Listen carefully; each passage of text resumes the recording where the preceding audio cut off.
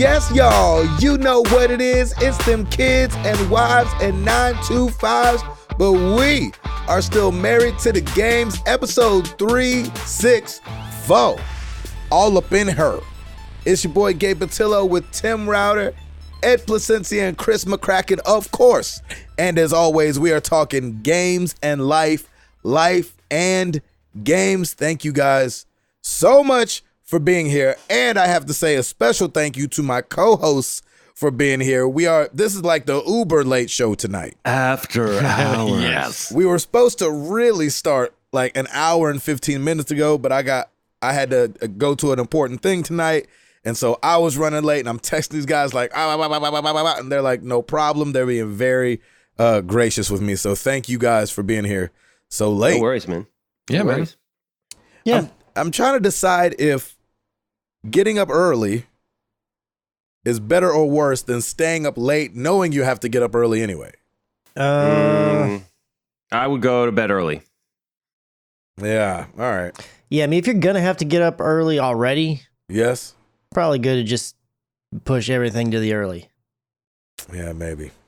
Yeah, as I walked in and I'm like trying to like run to come to do this podcast, I'm, kiss Jenny. She's going to bed, go to the bathroom real quick. And she's like, hey, I'm taking a walk with my friend Katie in the morning.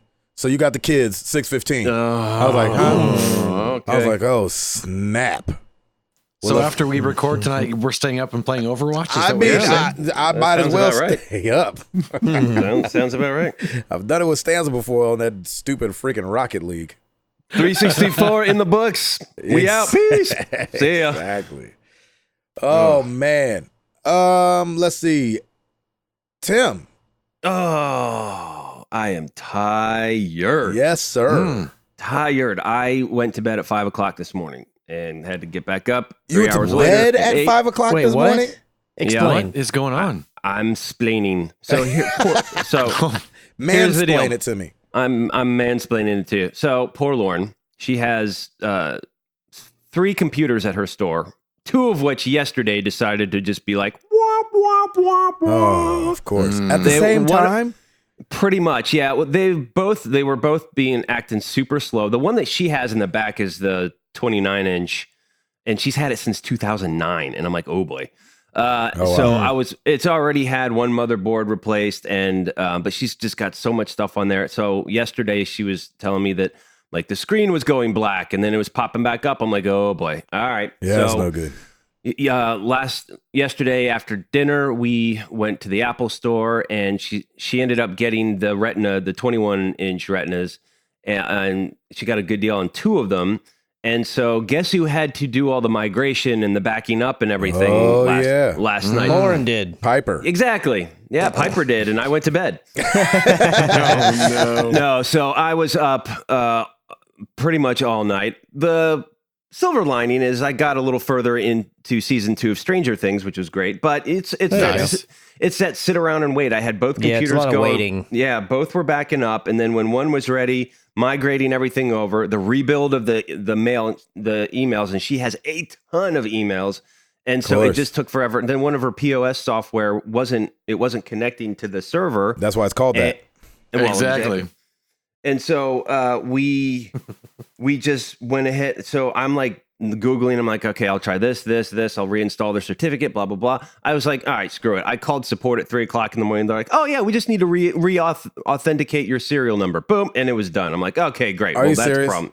Nice. It was so stupid. But I mean, that was like an hour of just trying to figure that out. But then a lot of it was just waiting around. And then, so yeah, it was just bad. But everything's up and running now, which is great. And so, yeah, I just went home at 5 and then got up at 8 to get Piper going. And then I didn't go back. I was going to maybe come back and take a nap, but I'm like, yeah, I'm up. I might as well do it.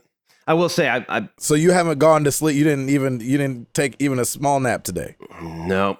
Oh, So I don't think I could have done that, yeah, I mean, to be honest. I feel like I can handle it. Like once I'm up, I'm pretty much up. Like I'm not a napper anyway. Lauren's a huge napper. Yeah. And if she can take a break, she'll take a break. But if I try to nap, like I'm up after 5 minutes. I'm like, I can't do this. I got to go do something. Yeah, I'm not a napper either. it's the kind of same with sleep. Like, all right, if I can at least get something, then I'll just power through and go. But it's starting to hit me now. So if I start slurring, you'll know why. Cut to the news when we're like, and Tim. Yeah. Exactly. We'll see. The tiger claw still asleep again. Yes. Yep. Narcoleptic tiger claw. Great relaxing Labor Day weekend, though, I must say. Piper had a birthday party on Saturday. We watched the Harry Potter marathon on Sci-Fi. And I did do some work, I guess. I cleaned out part of the garage because later this month we've got a garage sale. Ooh. So I would love to get rid of some junk and maybe get some money for it, which would be nice. So yeah, it's been pretty chill, and despite all the computer issues, everything's been a very, very good week. On the gaming front, Overwatch competitive is frustrating, and I know I'm not like I'm coming late to the party here, but it's one of those things that you love to hate, and like every time I'm like, I hate you, but I'm gonna keep coming back because I can't get enough of you. So just a couple observations. Like I started strong when I did my 5 games for each each class, and I never recovered. Like I just kept losing, and some of it was people were rage quitting in the middle of the game, and that happened to me so many times. So we've got 5 people. Oh, it's happened so many times, man. And that gets frustrating too. And then you want to quit, but I don't want to get penalized, right? And so I've had at least about 6 games where people left. Like I've seen a lot of that lately. I don't know really? why. Yep. They need to bring the hammer down a little harder. Yeah, and maybe they are, and people are just like, well, I'll get on my other account, or I don't know what it is, but. So do you think it's because Gabe had mentioned I jumped in with him a little bit the other night. It was the first time I got to doing the 2-2-2 stuff because it's open to regular quick play now. Yeah. And don't you have to do the placement matches where it unlocks everything in competitive, right? Right. Mm-hmm. So I feel like there's a lot of people like myself who don't care about competitive, wouldn't give a squat, about it at all, except, I have to go over there to do this thing so that then I can choose from all 3 whenever I want. No. I don't think you have to do the placements to do the quick play ones. No. But like you were saying the other night when I chose, you were like, oh, you can choose all 3 and then it'll just let you fill in a spot. It never let me do that. Like if I chose healer, it only let me choose healer. No, I told you that when you're in a party, it doesn't let you do that. So if I was outside the party, it would have changed that way? Yes. That's been my experience so far, yeah. Well, I thought you were saying that I had to do placement stuff in competitive. I was like, all right, well then fine, let's get this knocked out of the way. Otherwise, I don't. No, either way, if we're in a party, either if you're in competitive or in quick play, it'll only let you choose one when you're in a party. Oh, okay. Either way. Nice. But if you're playing by yourself, you could choose all 3. I see. And then they'll plug you in. I don't know why they do that. It seems ridiculous, but. Yeah. I mean, I will say I know that you guys have experienced some really good balancing and like good levels of players across the board. I have really not experienced that. Our team is getting slaughtered. Like most of us are bronze, and then I look on the opposing team, they've got like 2 silvers and a gold, and I'm like, really? Like that's how we're balancing all this? So it gets super frustrating.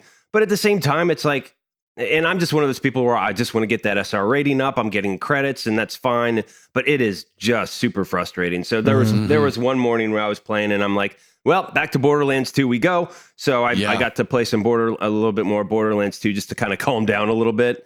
But it just keeps coming back. I am not a tank person at all. I've continued to work on Sigma a little bit, but I'm not there with tanks. I'm not like a frontline kind of guy because I'm just getting clobbered. But I'm doing really well in support and very well in damage. So, but it's just like every time, like I feel like I'm contributing to the team, but like once the team starts spreading out, like nobody's, and maybe just because we're not all on the voice chat, but it's like at the same time, you can still be a team and not talk to one another. You can kind of gauge it. And like I've been getting some medals and everything, but like we're just getting clobbered every time. But it's like, ugh. So it gets frustrating.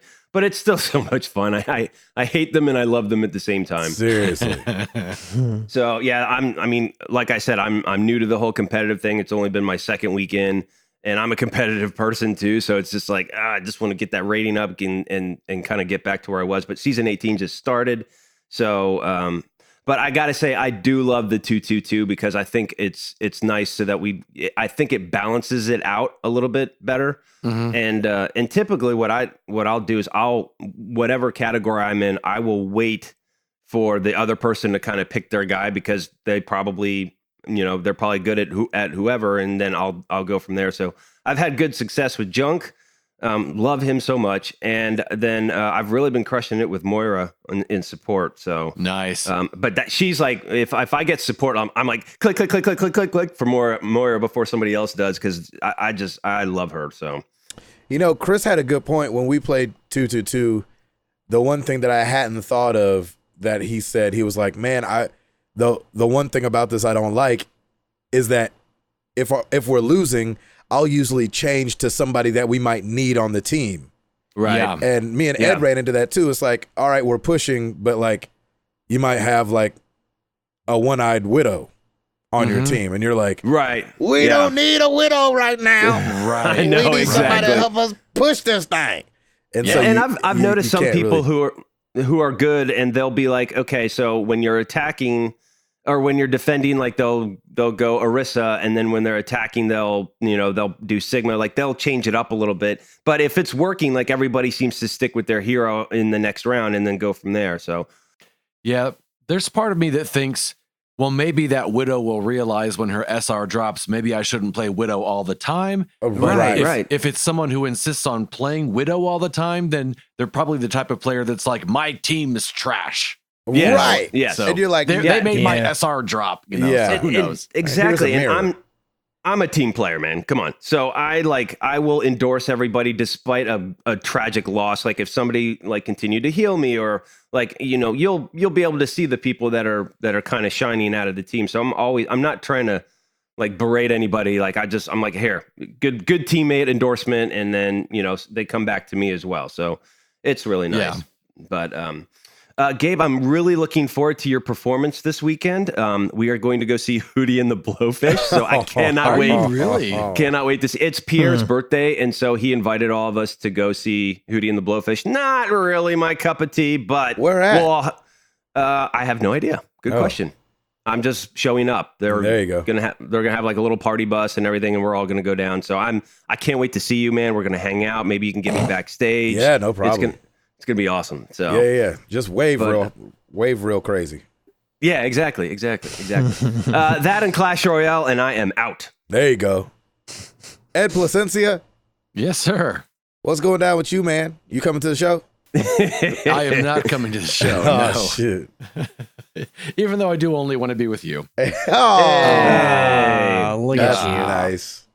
This was a great week for games for me. I just played a ton of games, just across the gamut. Labor Day was great. I played Overwatch all day. It was the first time I don't remember the last time that old freaking Dozebone Gil popped in and got to play with Gil for a bit. That was a lot of fun. Wow. Yeah, nice. It was nice. So yeah, just as usual, just a lot of fun playing Overwatch, and kind of like Tim said, there's a lot of you get what you get a lot of times. And Labor Day was nice because we had so many people. We could just do custom games and 4v4 and 3v3, and that was a lot of fun. So that was a really good time. Every day, still playing MLB The Show before going to bed. Wow, nice. So yeah, I'm still loving that. Sarah and I are playing Borderlands 2. We're still grinding away on the DLC. We've almost done all of the side missions, which is good timing because we're just a short time away from Borderlands 3 that we're excited about. Absolutely. Still playing some Wolfenstein Youngblood, jumping into that whenever I can, and getting some shooting going on. I am sorry to report, despite last week's rave review. Oh no! I have stepped away from Control. Yeah, that's what I was going to ask you about. Yeah, Control. It's not a rage quit, but it is I like this game, and if I keep playing it, I am not going to like it anymore. Really? No. What's the problem? Yeah, what is the problem? The boss battles, okay, compared to the regular gameplay, there is such a massive jump in difficulty. Really? And I started to struggle. Oof. And I was struggling on this boss and struggling. And 2 days later, I finally beat him. And I ran into another boss. And there's not a difficulty setting. I can't swap to easy. And I talked to some other people who were loving the game. And one girl was like, I finished the game and I hate this game now. These boss battles are ridiculous. Oh, wow. Oh, no.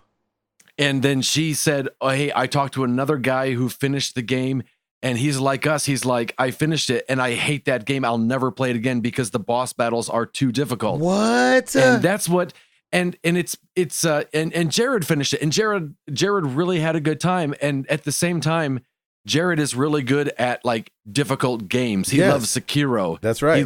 He loved Celeste. Yeah. Bloodborne. Bloodborne. And I'm just not good enough of a gamer I just can't do it. And so Ed. And so I'm probably just going to at the end of the day, that's good that you know that about yourself, because then you can do a thing like this where it's like, I'm going to walk away while I still enjoy it. And then, I'll watch how it ends or whatever. Yeah. I know, but the cheap guy in me hates that you spent the money on something that you only got like 2-3 hours out of, right? Oh no, I got a good amount of time. I was probably 15 hours into it. Oh, okay. And it's a business expense. Exactly. Hey, there you go. So, I mean, but there is part of me though that's like, but man, I was liking it so much. I want to be able to. I wish I could finish it. Mm-hmm. I wish I didn't get so frustrated. But so I'll probably just YouTube the remainder of it. From what I've heard, I'm pretty close to the end. But there's still part of me that wishes I could play it because I was really, really having a good time. Shucks. So I saw that you didn't go back to that this week. And I was like, oh no, what happened? Yeah. And so it was just, I don't want to be frustrated on the stream. And even I would play it off stream and get frustrated and be like, why can't I just, and also part of it is, for me at least, when you lose to a boss battle and you die and you sit through the reloading screen, it reloads. Gross. And then you're not at the boss battle. You have to re-travel to that area to get to them. Maybe you have to fight people on the way to get there, and then you're already 3/4. You're missing a quarter of health by the time you get there, and just the whole process. I was like, you know what?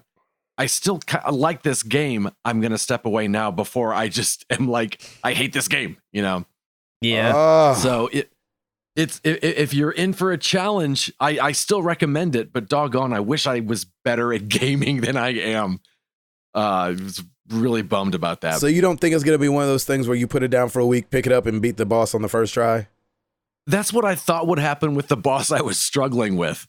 When I finally did beat him, I beat him really quickly. But it took me 3 days to get to that point. That is insane. And I'm just like, oh man. And part of me also is I realized when I was playing this boss, because up till that point, I was like, man, I want to play this game again. And I knew, you know what?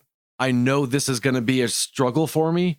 I will probably, even if I beat it, I knew I would never play the game again, which was also a bummer because I was really enjoying the game. So it's just, I get an ulcer thinking about it. It's just, So what got you on? I saw that you were playing Batman today. What got you on over to Batman?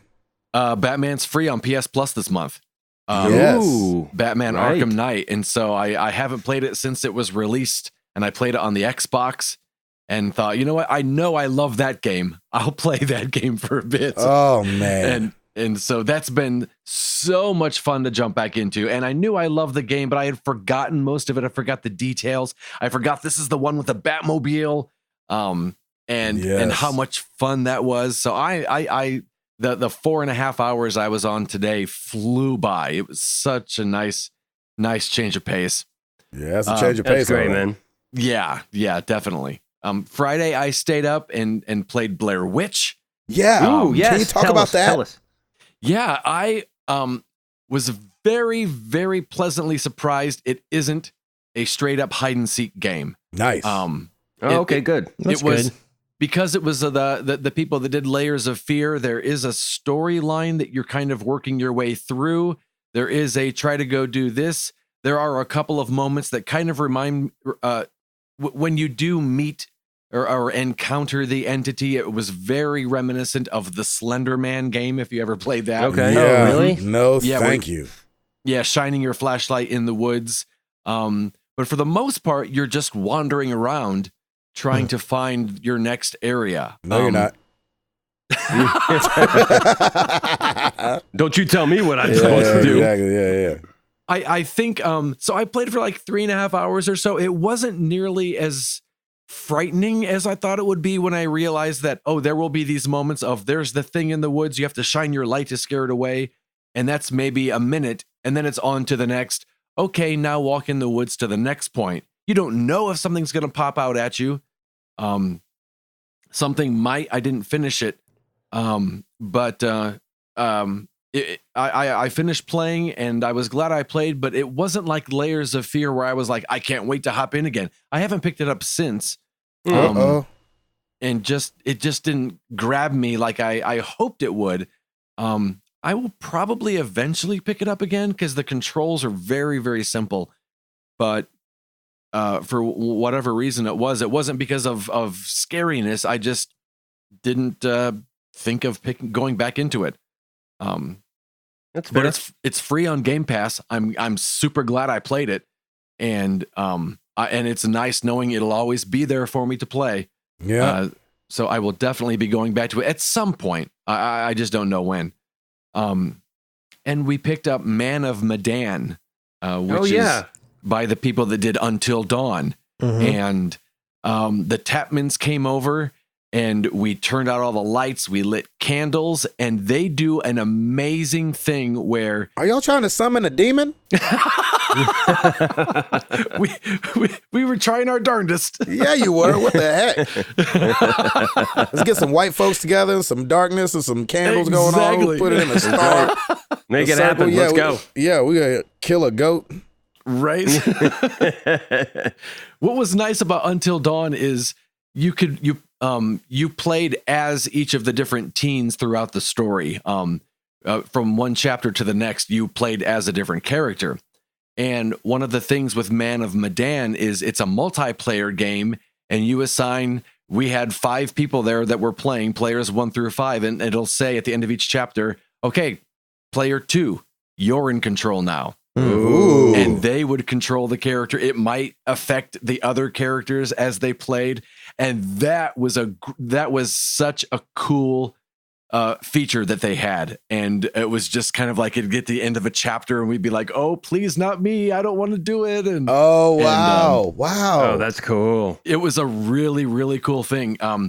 At the end of the game, the character I was playing, it was a quick time event. I lost my character, and it was I know I pushed it. I pushed it, and it wasn't a thing of, oh, my finger slipped. It was like, oh, I know I pushed it. Doggone, now my guy's dead. Oh, man, I know I pushed it. I played it again this week for the stream just as a single player, and you control all of the characters. What was really cool is that my experience was totally different. Oh, wow. From the first time around. Oh, interesting. Although I had a lot of, I know I pushed it. I know really? I pushed it. Well, that's kind of buggy. Yeah, I didn't like it either. And they also have, in Until Dawn, they had this mechanic where you had to keep still and you had to hold the controller still. And if you moved it, it would detect it. This time around, they don't have that. They have there's a kind of like an EKG going across the screen with your heartbeat. And you have to hit X in time with the heartbeats. Dun, dun. And I noticed as I was doing it, you have to push the button early because there's a lag. There's a lag. And I never experienced any kind of a lag with Until Dawn. And later on in my playthrough, another QuickTime event screwed me up, and I was like, I know I pushed it.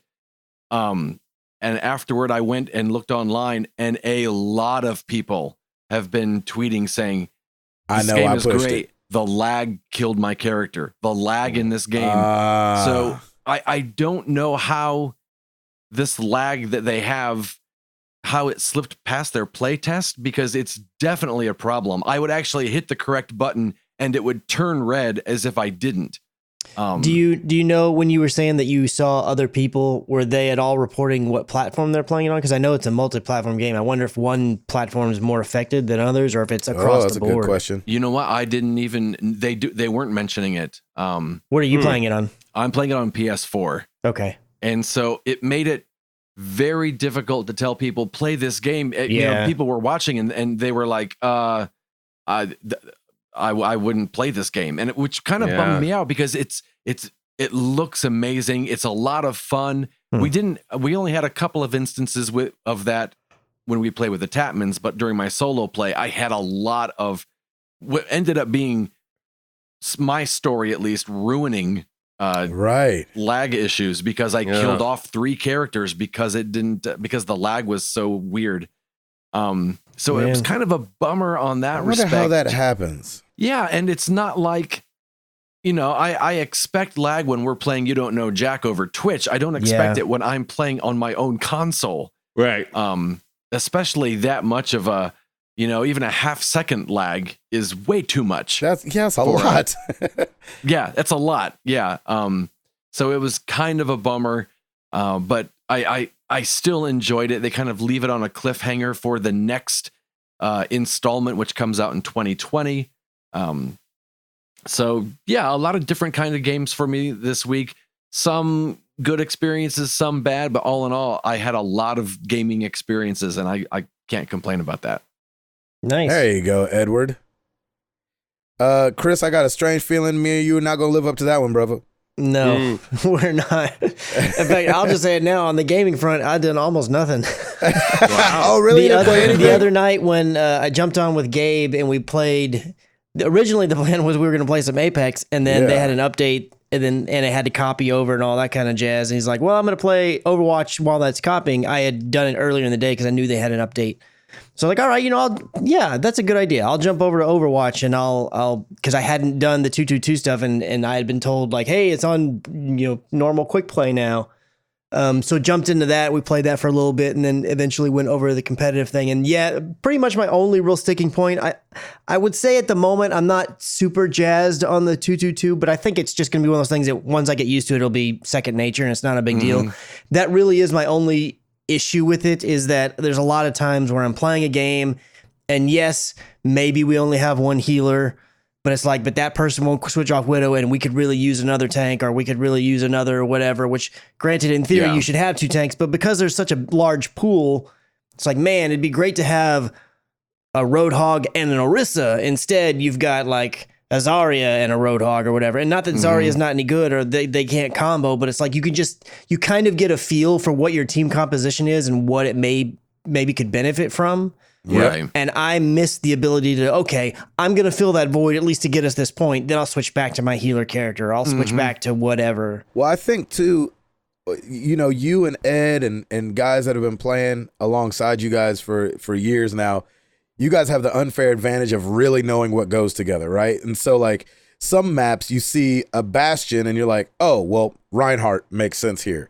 But then you have 2 people that want to go and push up on everybody at the point. And you're like, oh, man, you know, we should be handling this different, but how do you tell everybody? Yeah, so I do miss the ability to just pick whatever I want. And, I mean, it's going to be whichever route that it goes, if it's everybody can pick whatever they want, or you have to stick to this 2-2-2. Either which way you do it, there's going to be some, you know, quarrels and some little, like, you're relying on your team to figure it out. So, I mean, it's at the end of the day, you're in the same conundrum. It's just that hopefully there's less times where you run into a horrible composition when it's the 2-2-2. Right. But you're still going to run it. It's not like it fixes the problem of bad compositions. That's still a thing. You still require your teammates to kind of have a little bit of learning on okay, these characters go together. Like Gabe said, if you have a Bastion, it'd be great to have someone that throws out some kind of shield. That'd be very helpful. So it'll be fine. I just got to get my head wrapped around it. I did play a little bit more of Sigma. I wouldn't say at all that I have my head wrapped around him, but I liked playing him a little bit better this time than I did the time before. Nice. I don't think I helped my team out at all because I screwed up his ultimate. I got killed every time I tried to do his ultimate. So I don't know if I'm just not taking the proper precautions or how it goes, but I definitely got to figure him out a little bit better. But I was able to actually do some damage and feel like I was helping my team to some extent. So that was good. So Katie and Kale came back from Africa. They were in Kenya for like a week and a half. Mm-hmm. They picked up their dog Rhodey. They brought me some Kenyan coffee, which I have not dipped into yet because I'm trying to finish out my other coffee first. But looking forward to that.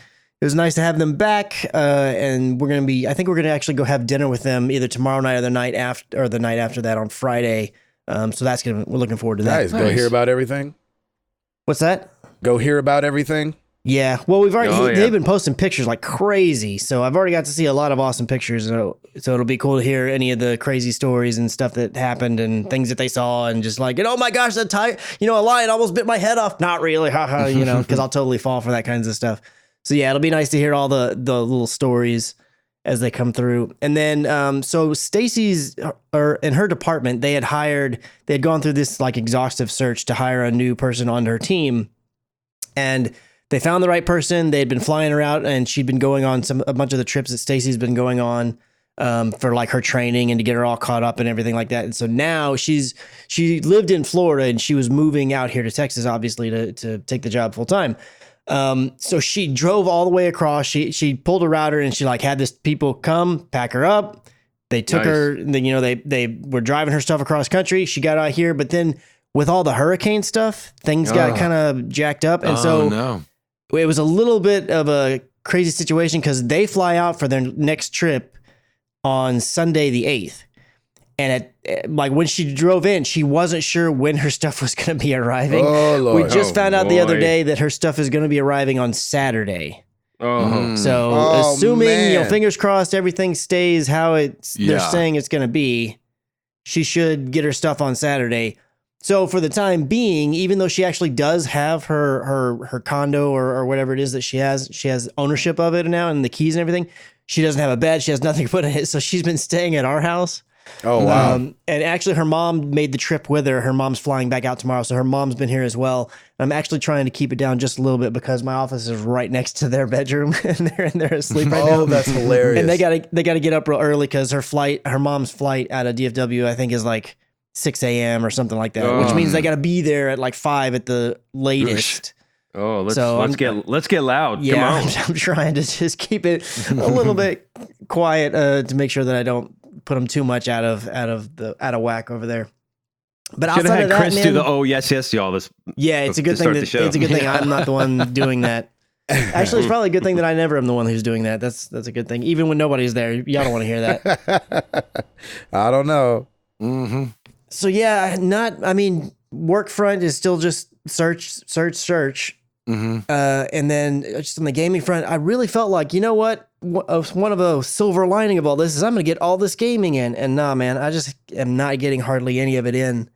And I find it times here and there. And actually on Labor Day, I was like, okay, I'll play on Labor Day.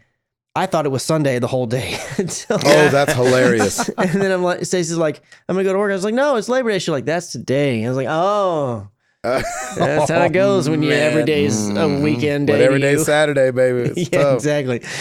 So yeah, that kind of snuck on me and then left really quickly. So we'll just have to see. I'll get some gaming in at some point, and then I'm probably it's gonna really jar me back into it whenever Death Stranding lands. But that's still a decent ways away, so we'll just fit in the Apex and the Overwatch and in amongst the other things as it happens. There it is. Is that November with Death Stranding? I think that it is November.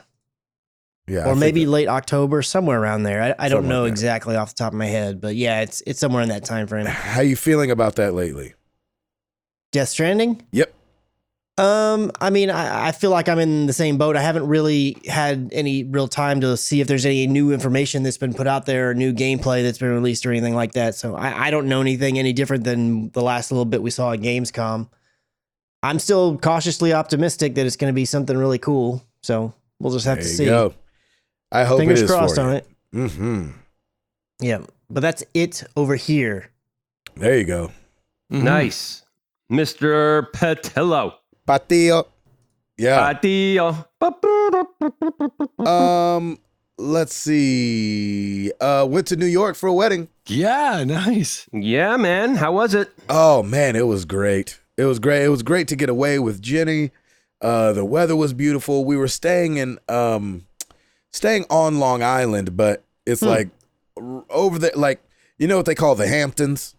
Mm-hmm. Mm-hmm. It was like the Hamptons, except so at the end of Long Island, it splits, and there's like a bay that divides what they call the North Fork and the South Fork. The South Fork is the Hamptons. We were staying in the North Fork, which is still just as nice, but it's not as busy. Mm-hmm. It's not the Hamptons. Mm-hmm. And so they haven't wrote any rap songs about the North Fork just yet. Not yet. Yeah, not yet. It's coming.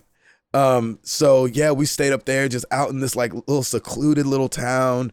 The hotel we stayed at was called the Aqua, and it was right on the beach. And it was just beautiful. And so it was nice to like wake up when we wanted to and have like these amazing conversations till 2:00 in the morning with, I forgot it was going to be just you and Jenny. That's awesome. Yes, it was great, just man. me and Jenny. And it was me and Jenny and some of my favorite people on the planet. And so that's what was so nice. Like Toby and Amanda were there, his wife, and then Ryan Lampa and his wife, a guy that used to be on the road with us, and then his little brother, Nate Lampa, who used to be on the road with us as well.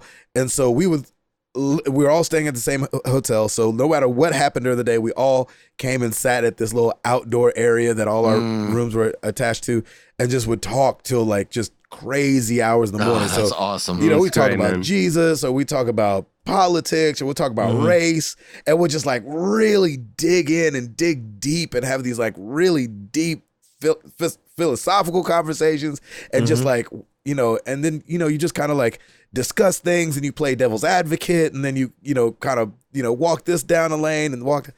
Oh, and Jenny never gets to be a part of those kind of conversations with that group of people that we love so much, where I kind of get that almost every night on the road. You know what I'm saying? Like, Right. It'll be me and Toby and, Keith up late, or me, Toby. It's always me, Toby, and somebody else. We're always the last ones to go to bed, but, we'll always like just dive into something about, the N-word, or, just topics that, kind of float around on the news or whatever. And we'll just, where do we think about that? And like, and then, okay, so rub that up against the Bible, and how's that like, how do you stand, that way, blah, blah, blah. And so I was so glad that Jenny got to like really be a part of all that stuff. And That's awesome, man. yeah, so we just kicked it. The wedding was awesome. It was definitely a New York wedding. Oh my gosh. It went from 1:30 till 11 at night. Ooh, nice. And it was just like, go, go, go, go. So, it was a New York Italian Catholic wedding. Oh, And so snap. it was just Can't like, go wrong. yeah, food and alcohol. Welcome to my world, and brother. dancing and Catholic stuff. Yeah. And so it was just so awesome, just because it's nice for me to step outside of kind of my thing that I'm used to. And, I didn't grow up Catholic. I don't really know anything about it. But, the reverence and how they do things is just so, different than I'm used to. And, you're at a wedding, but you're kind of like just watching in awe. Like, this is crazy. And this big cathedral and all this stuff. And then, yeah, man, that dance party, boy. That thing went. We know the Patillos love a good dance party. Oh, boy, I would sweat through all my clothes. Beautiful. It was crazy. Nice. So, and it was at this gorgeous place, and Tim can attest to this. It was like you got there, and there was like the wine serving. And then there's the cocktail hour, which is a full bar and 3 buffets. Yep. And then you go sit down and order food. So then you sit down and get a salad, an entree, and a dessert. You're like, ooh, like I don't have no room for nothing else. And then like it's just like so nice because they're just such a celebratory people. I feel like it felt like North Easterners just like knew how to throw a party and they like can throw down. Yeah, and so you would go in, you got the wine, and then you had the full bar and the food, and then they're like, hey, we're moving into the dining area. So you go into the dining area, you sit down, they come by and take your order, and then before you get the salad, they start doing the dances. So, you know, the toasts are going on, and then the first dance happens, the dance with the father and the daughter, then the dance with the mother and the groom, and then they just crank it up and people just make their way to the dance floor. So then you go and you dance. And we were like out on the dance floor, like, we haven't even like eaten yet. And then they like slow it down and we'd go have our like appetizers. So you sit there and eat your salad. You're like, oh, this is That's nice. Cool. And then the guy would like throw on some song like, please don't go. Don't go. It's like everybody just starts making their way back to the dance floor. And then you dance it again. And I'm like, am I sweating 2 times before we even get to the entree? And then he slows it back down and everybody goes sits back down.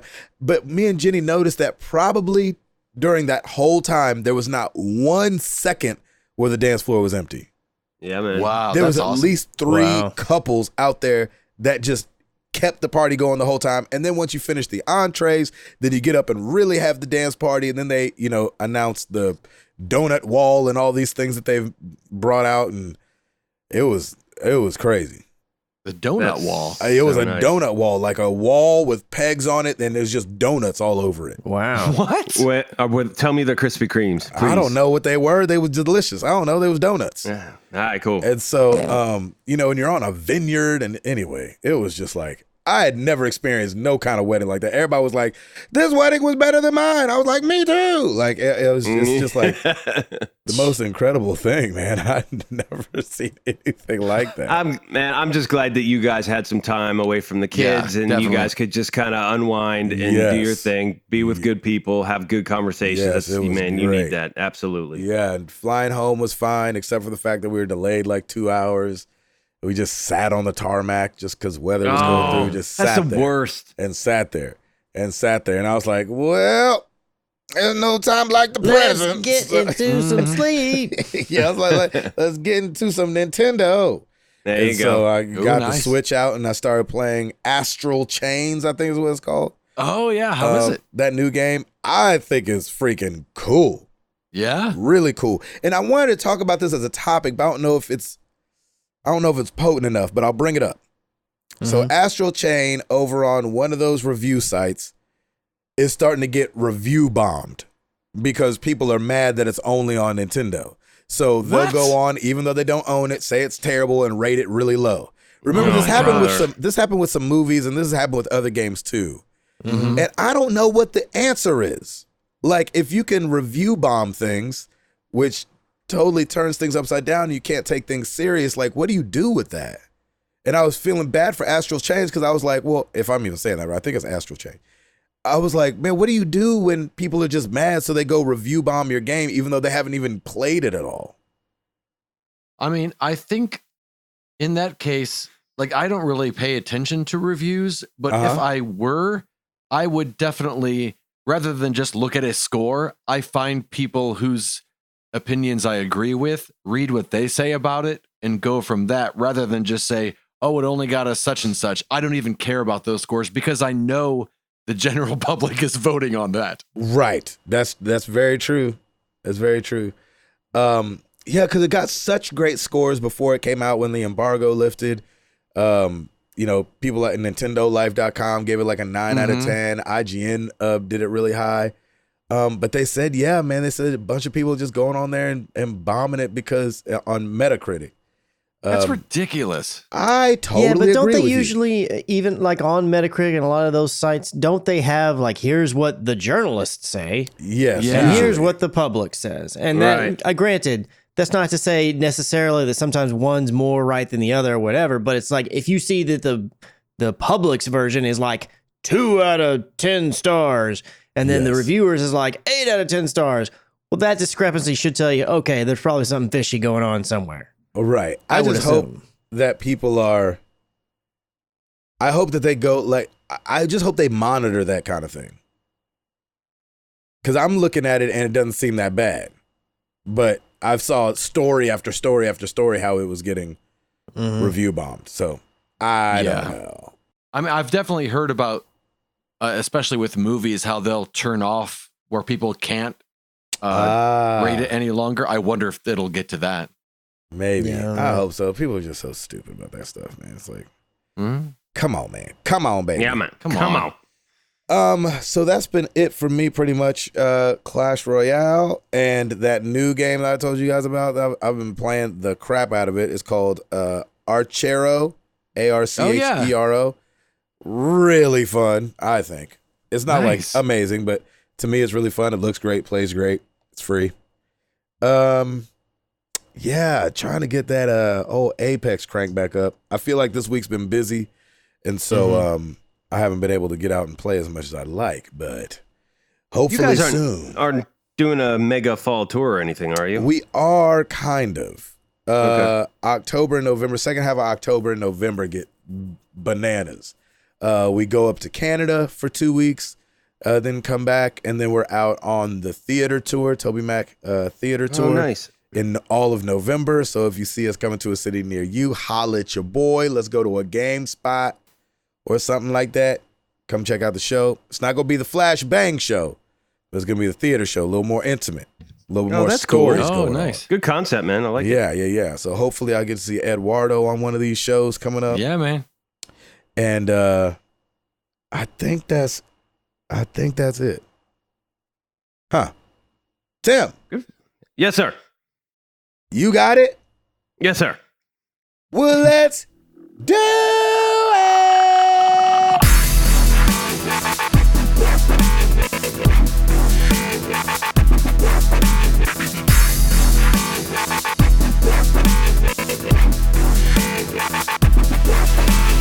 All right, we got some new releases.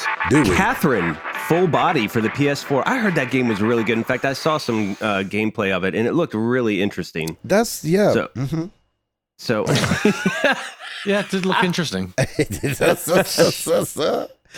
was 14, it'd look really interesting. Yeah, it looked so interesting that as soon as I pulled up the website, I closed that tab out. Yeah, looked over your shoulder and closed it. Yeah. Nice. It's got Troy Baker in it. Yeah, he plays the lead. And I think Travis Willingham as well. He plays Catherine. No, he doesn't. I'm just kidding. He plays Catherine with a K. Yeah, that's hilarious. That guy's good. Yeah, right?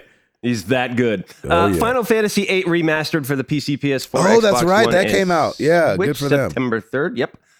Phoenix Point for the PC, Xbox One. Root Letter Last Answer for the PS4, Switch. Spyro Reignited Trilogy for the PC and Switch. WRC 8 for the PC, PS4, and Xbox One. Creature in the Well for the PC, Xbox, and Switch. Directed by M. Night Shyamalan. There you go. Creature in the Written by his kid. And the twist is it's actually a pool, not a well. You're like, oh, get out of here with that. That's right. September 6th, Gears 5. That's Xbox Game Pass. Mm-hmm. Get your gears on. Gosh, Game Pass is such a value. Isn't it? Gun Pixies for the Switch. Monster Hunter World Iceborne DLC for the PS4 and Xbox One. And NBA 2K20 for the PC, PS4, Xbox One, and Switch. That comes out September 6th. Yeah. And that is it for me. We found out, did we talk about it last week, why Madden was in that NPD, and we were like, why is that on NPD? And it turns out that it did come out the next month, but it was in the same week. Yes. It straddled the week. The week straddled the month break. And so we were like, why is that? That didn't come out till August. But it came out so early in August that it still fell in the week that was still a part of July. Is that right? That's correct. Yeah, it makes sense. Something like that. Good on you. I explained it so well. Everybody should be super clear on what Crystal. Yep. Speaking of Crystal, Chris? Yes. Wake up now. What you got? I was like, Crystal, who's were we having a guest speaker? I don't get it. Oh, wait, I understand. Yes. That's my name, kind of. Yes, that's right. Okay. So we found out this past week I guess I kind of already assumed this was the way that it was going to go, but there were a few stories about it and some people got, a little bit in a tizzy about it. So I'm going to go ahead and report on the reports. It looks like the Cyberpunk 2077 team went ahead and completely confirmed that the game is going to be 100% first person.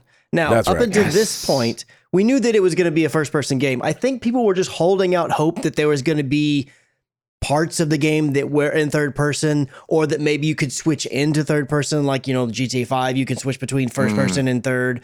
There's games like, I know that there's a totally different world, but it's Destiny is a first person game, but when you go into certain modes, like when you use your super, it now goes into third person, or when you're in certain areas like the tower, you're in third person. But CD Projekt Red came out and confirmed that this game is going to be 100% first person. It says achieving full immersion in a first-person perspective of the game is extremely important, and the decision has been made by the team to go 100% first-person. And at Cyberpunk, the game is something that we will benefit from greatly, and from gameplay and storytelling perspectives. And so, as you might kind of imagine, there's been a lot of people who are huge fans of CD Projekt Red.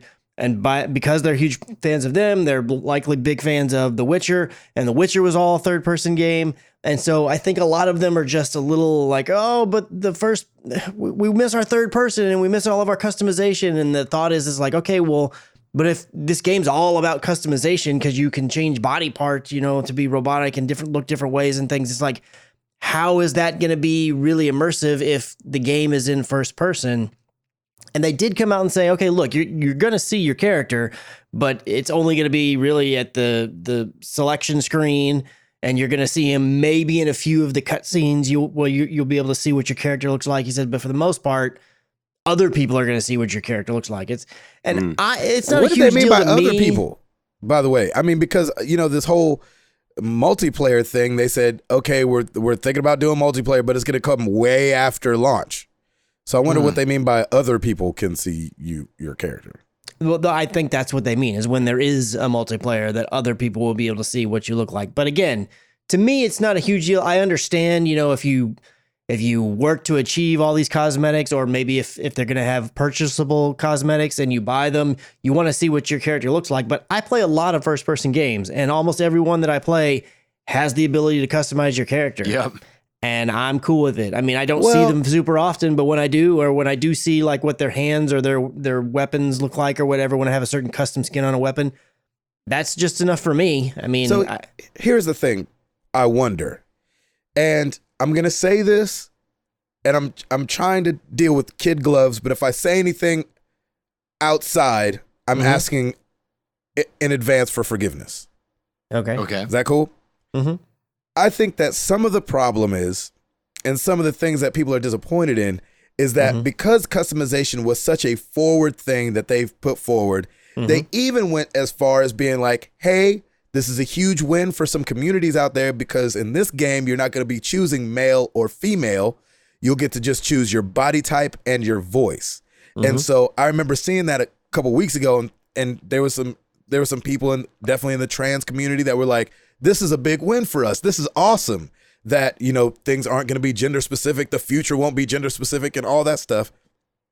And so I just wonder if they feel like all of a sudden, not that it's stripped from them, not that your character isn't still going to be those things, but I just wonder if because customization and all these body parts like you're talking about, Chris, were put so on the forefront early that they just feel a little bit bummed out, and maybe like, not that it's snuffed, not that their light is snuffed, but just that it's like dimmed a little bit. Does that make sense?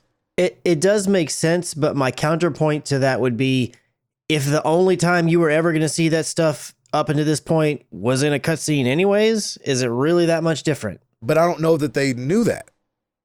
They knew that the game was going to be, it was touted Mostly as being a first first-person game, and everybody just held out hope that there would be, like I said, similar to Destiny, where like if you do a certain move, I could see my character for a little bit, or maybe in certain areas of the world, like in Destiny, you go to the tower, and in there, your character's seen in third person. But all throughout the major parts of the game, it's first person. So sure, a lot of fans were thinking, maybe there'll be something similar to that, where there's certain parts of the game where I can see it. But even if they are, they're so, I just assumed that they would be so few and far between that it's going to be a first-person game with a few little third-person elements. I don't really think that much is different here. And that's what I thought too. And I was like, well, everything we've seen's been first-person. But I was just trying to, you know how you just kind of rack your brain like, okay, let me try to see this from the other side. I wonder what other side we could be viewing. And they did talk about what in cars and things like that, you'll kind of get to see your character. But it definitely feels like not much when customization was such a big part of the, not a selling point, but maybe one of the, sub-selling points early on. Yeah. Well, I agree that even back when we didn't have the term, 100% first person on there, I thought, man, it's kind of silly that they're leaning so heavily into customization on a first person game, because really all you see is your hands and the weapon. Right. So I agree. That was a little silly for them to lean so heavily into that, or it seems so silly. Once we get the game in our hands, maybe we'll be like, oh, now it all totally makes sense. Yeah. I don't know, but I do agree that was crazy to focus on that so much. Right. And I didn't know, like you were saying, I didn't know if it was going to be an option. Like that maybe you could go to third person, because like you mentioned, The Witcher was all in third person. Yep. And that's the last big thing we've seen from them. And so it'll be interesting. I mean, I still feel like I'm going to lose my life to this game, probably. Probably playing this game a lot because I'm just so interested. Like, I feel like it's going to be ratchet in some parts, but I feel like it's just really piqued my interest, this game. Yeah, absolutely. Is that all you had to say about that, Christopher? That is all I have to say about that. Well, we had Nintendo Direct today. Yeah, we did indeed. And I don't always get to watch them, but today I just happen to have time. Ooh. And so I threw it on. It was hard because I was watching the US Open and they had an amazing game going on. And I was like, this thing's going to go past 5 o'clock Central. I just know.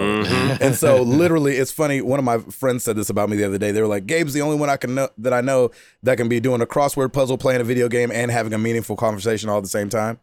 And so I felt like that today, where I was watching the US Open and then had my headphones on with one ear off, watching the Nintendo Direct with my my Beats headphones on. My wife's like, what are you focusing on exactly? So the first thing they showed, hallelujah. And we knew it was a rumor, but Overwatch is coming to the Nintendo Switch. Yeah, it is. And I will be buying it digital, just in case anybody was wondering. Heck yeah. And I didn't know, what we didn't know was, and even though we had seen a leak, but we weren't sure, that it's coming next month. Yeah. Oh, wow. I'll take it. October 15th, 2019. So that means it's been in the works for a minute. Yep. One of us, who was I think it was Ed, talking about Jeff Kaplan saying, like, we're not focused on it coming to the Nintendo. Right. And we talked about what kind of lead out time you would need for it to come out on the Nintendo. We still don't know the answer to these questions, but it's coming out next month. So I don't know how easy that is, but it's happening. And I scoured the internet, and at least so far, I mean, again, they just announced it today, but they haven't said as far as like FPS or anything. I just wonder what they have to do to get it, to change it, to get it to work. Like, it looked like it was using motion controls with the Switch. There's a lot that they added.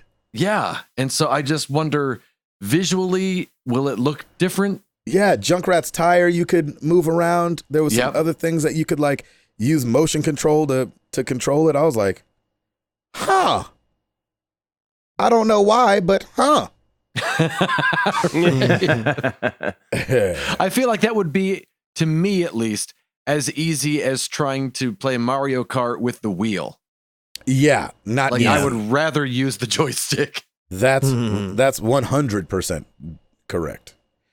So I'm super excited about that. I have not bought Overwatch on 2 different systems yet. I always flirted with buying it on the Xbox just in case those days that Ed and those guys were over there, but I never did it. But I definitely will be buying it on Switch, and I'll probably buy it just in time for them to open up cross-platform play. And I'll be like, we'll talk about it. But that's the next step. Come on, y'all. Cross-platform play. Right.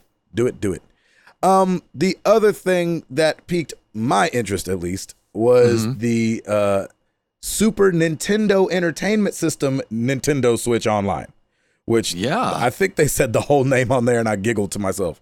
I was like, Super Nintendo Entertainment System, Nintendo Switch Online. So it's kind of like the NES, where they started us out with like 20 games, and you could play NES games as long as you were hooked up to their online subscription service, which again is very cheap. I think it's $20 a year. Yes.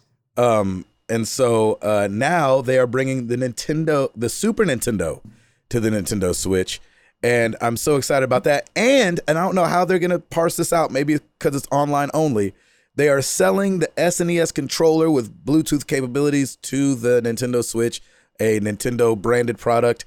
But it said only, the way they phrased it made it sound like it was only for sale for those that are a part of the online thing.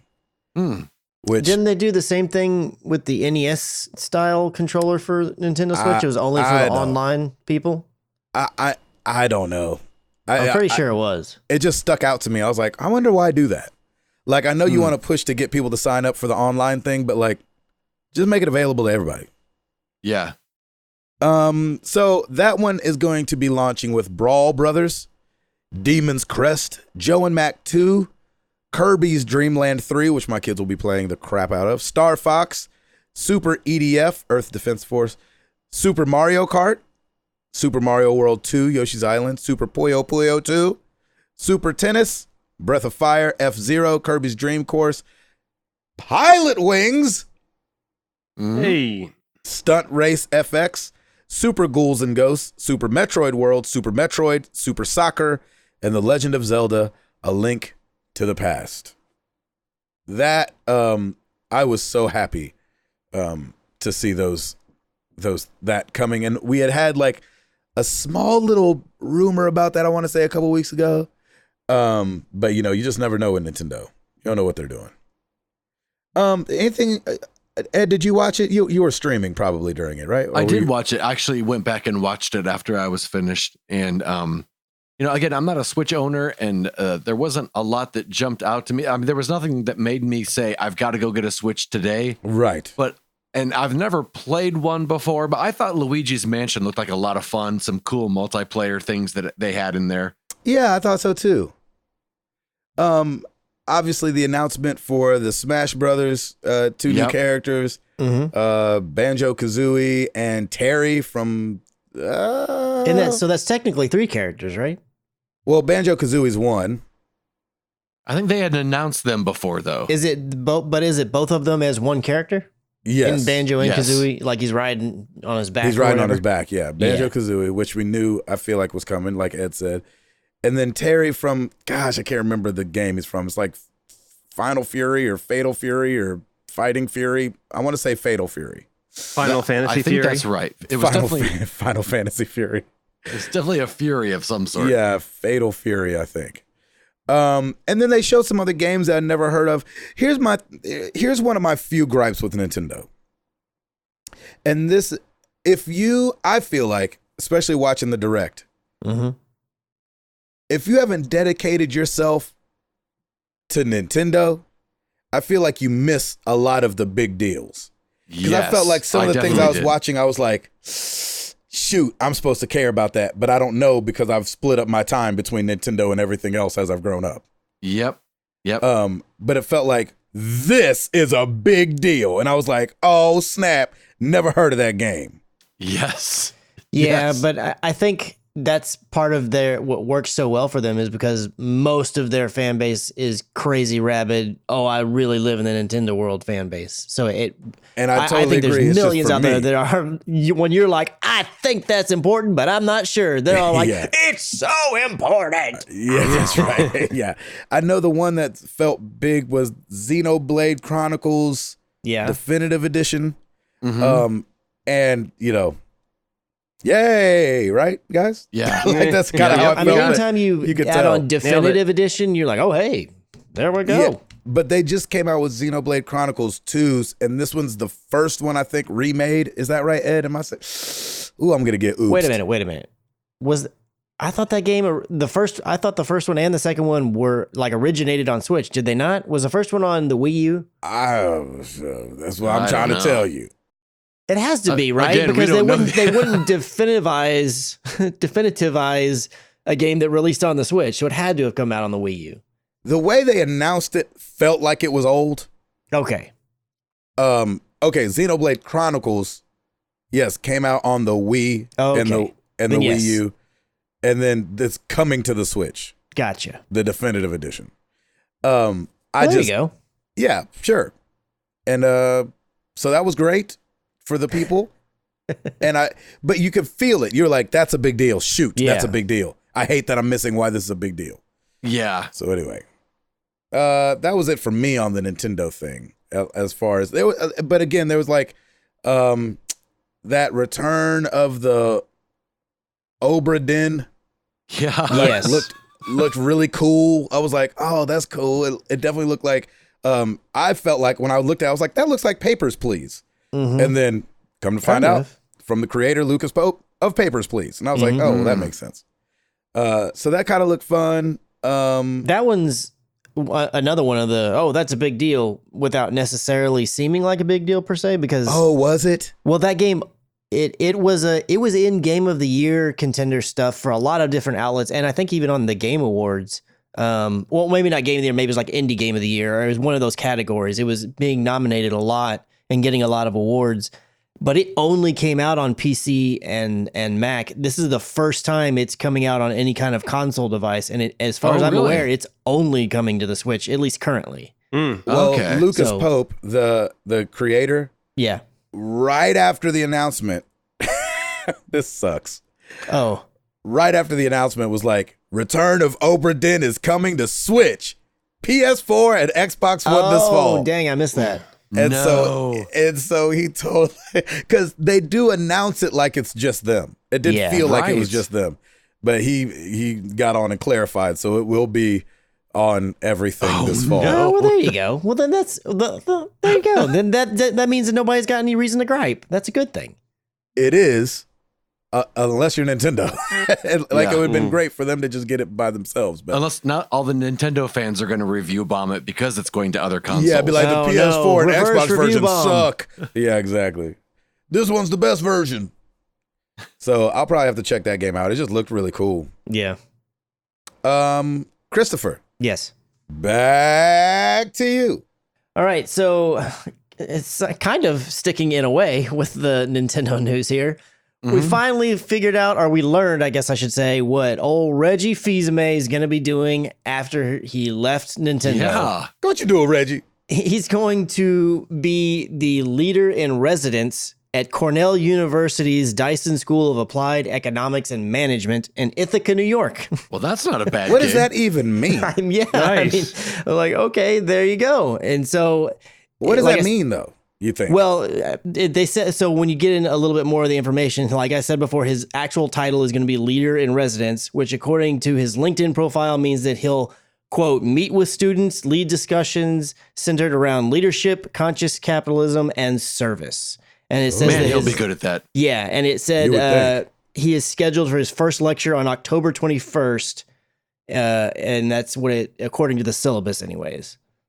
Which is so weird. It's kind of weird to be like thinking of him, being at a university doing lectures and like, hey, make sure to check the syllabus, kids, and all that kind of stuff. I mean, you said, hey, them bills don't stop just because you retire. You know what I'm saying? Exactly. I know, and I think I agree with Ed. Like, I think those are some really awesome topics that he's gonna fit in perfectly with speaking about. Yeah, leadership, conscious capitalism, and service, which are all things that seem like he would know about. So right. And trying to explain to a people that don't get it to get it. Yeah. Right. But everybody's just going to be like, that was a really great lecture. So whenever Bowser said this. I know, right? Do you agree with the new Nintendo president being named Bowser? I don't like that. What do you think, Reg? That's funny. It's interesting because it doesn't sound like he'll be in a classroom. Yeah. Yeah, I so know. It'll probably still be I don't know if he'll still be a little untouchable or if he'll just walk around. People just get used to him being there, or I'd be like, coming from what we come from, I'd be a little starstruck, honestly, if I just saw Reggie walking around. Like if he was just at like Panera Bread. And I'm like, dang it, they put pickles on my sandwich again. Yeah, I would complain, but there goes Reggie Fils-Aime. I want to hear me complaining. That's funny. Chris, you got anything else, bruv? That is it. That's it. Well, every week we ask you guys a question. Edward. Yes. Was last week any different? I don't think it was. As far as I can remember. It wasn't. We asked you guys, is there a game you miss? Starting over in Discordia land, B-Dog1221 said, I miss Marvel vs. Capcom 2 deeply. It's still my favorite fighting game ever, and I'd pay literally anything for them to bring it back for modern consoles. You guys, Marvel vs. Capcom 2 was so good. Oh my gosh. I can't believe it's not on modern consoles. It probably is in some form or fashion, but yeah, that game is so good.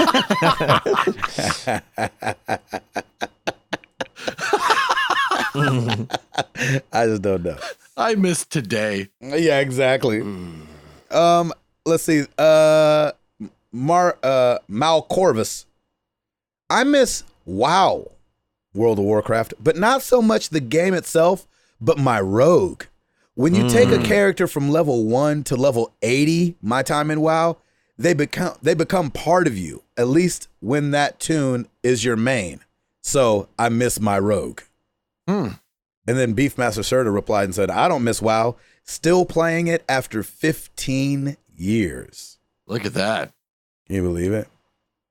Let's see. We have Scottish Bakery. I miss Halo. It's my favorite online shooter and the one I'm best at. 5 was really disappointing. It just felt floaty and bland. I hope they get it right with Infinite. Yeah. They will. Well, we'll see. Maybe. they have to. You think? Yeah, that's true. If they don't, I think Halo's dead. Done. Yeah. Yeah. I wonder if things like Halo are ever they'll done. still be the diehards, of course, but I think its mainstreamness is gonna fade away. So that's a good question. How many games do you think it takes to be bad for something to fall off? Ooh, that'll be the question of the week. Think about it. There it is. We just came up with it. All right. Over on Twitter, this is still, is there a game you miss? At Cyclonic Rage. They said no. All right. Moving on to Matthew Hart. Sweet. Well done. They're not living in the past. I love it. At Ian6644, Splinter Cell. Woo! Oh, yes. I loved that game. That game was good so answer. Good. That's a good answer, doggone it. Shoku Black at Shownuff71. Miss the Burnout and Ninja Gaiden series. For sure. Oh, show. Let's see. Over on Facebook. Should we go to Facebook? Facebook. Rob Foraker. NCAA football. Oh, man. For sports fans, those games were good, man. Austin Phillips. I miss the days of Battlefield 3. I met my best friend on there and Elder Scrolls Online. I loved being the only healer in my guild on Elder Scrolls Online and coming home from work with a dungeon group waiting for me.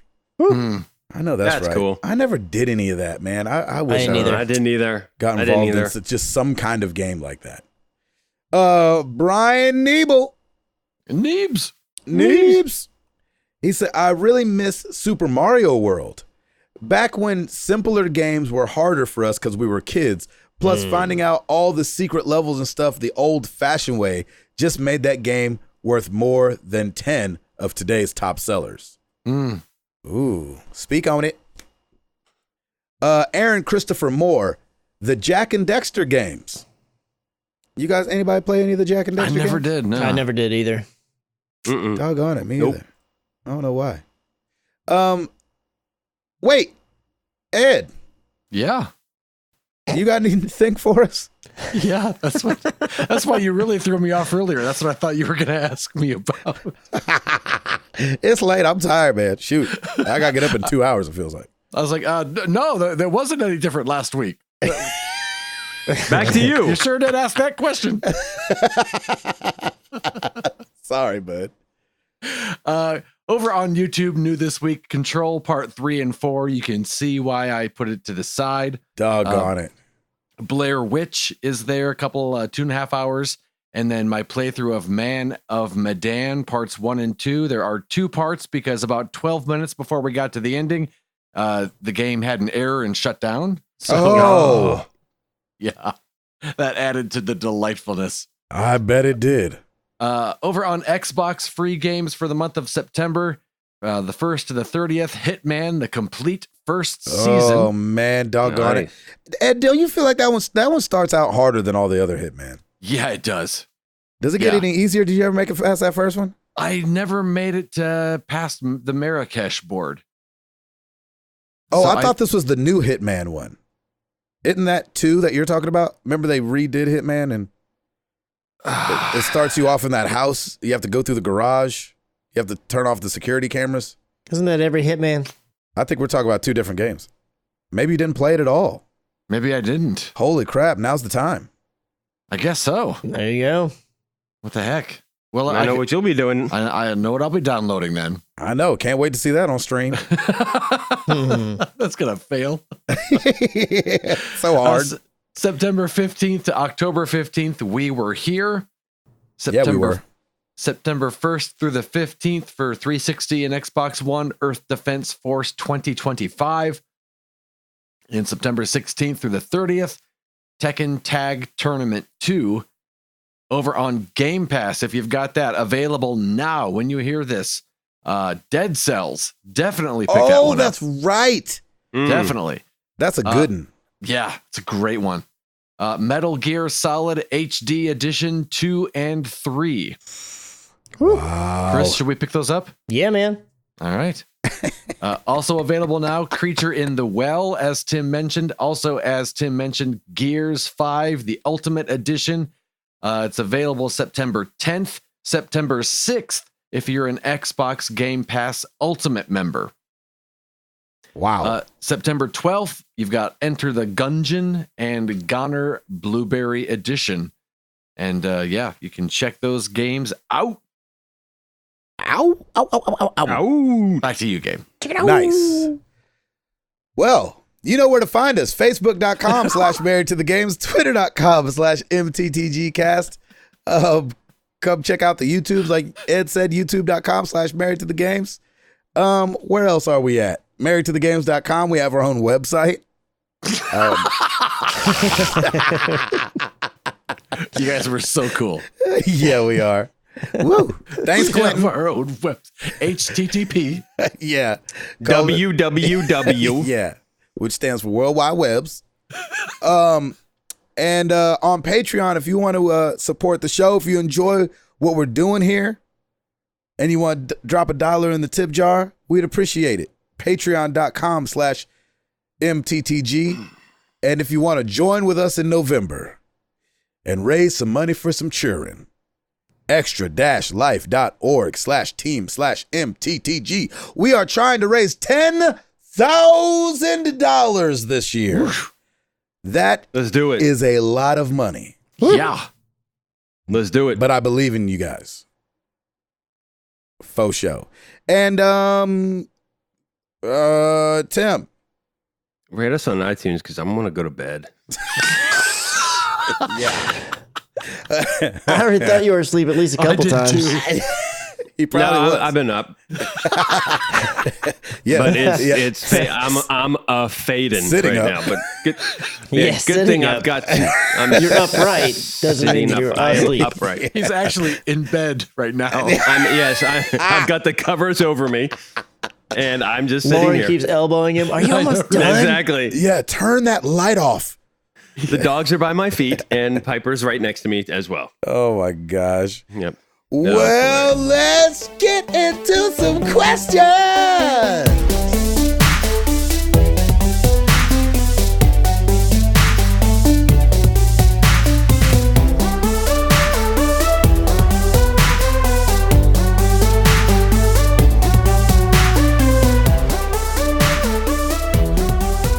Wake up. Here we go. Discord, Burnaby Butter. I'm currently at a 6-hour layover at Houston Airport. Oh, gosh. What is your airport layover activity of choice? I usually just walk around for as long as I can. Have you ever used the airline clubs? I've never used the airline clubs. Man, I don't know. I've not been on that long of a layover before. The last time I was on that long of a layover, I think it was in Vegas, and me and my dad went and had lunch because he lives in Vegas. Yeah, there you go.